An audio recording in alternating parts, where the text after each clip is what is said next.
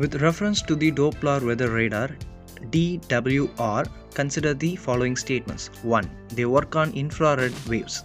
2. It can provide information on both the position of targets as well as their movement. 3. An X-band radar is used to detect thunderstorms and lightning, whereas a C-band radar helps in cyclone tracking.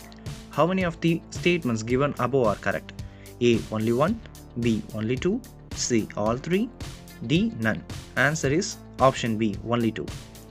There are currently 74 Doppler weather radars DWR across the country to survey weather patterns and forecasts. Minister of State for Earth Science Jitendra Singh has said in response to a query during the winter session of the Parliament.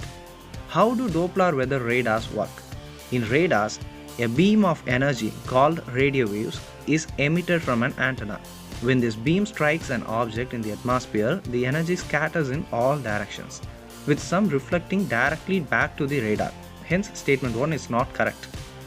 The larger the object deflecting the beam, the greater is the amount of energy that the radar receives in return. Observing the time required for the beam to be transmitted and returned to the radar allows weather forecasting departments to see raindrops in the atmosphere and measure their distance from the radar.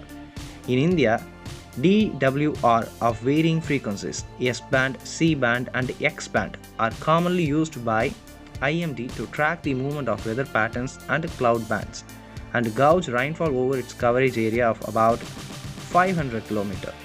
The radars guide meteorologists particularly in times of extreme weather events like cyclones and associated heavy rainfall.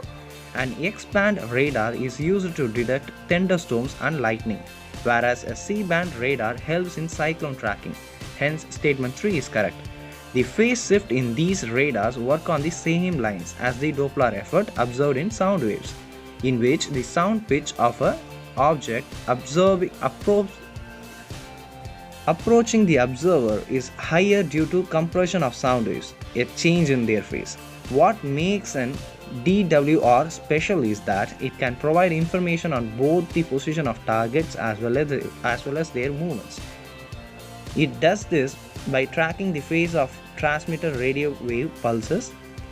Phase means the shape, position and form of those pulses. As computers measure the shift in phase between the original pulse and the received echo, the movement of raindrops can be calculated, and it is possible to tell whether the precipitation is moving toward or away from the radar.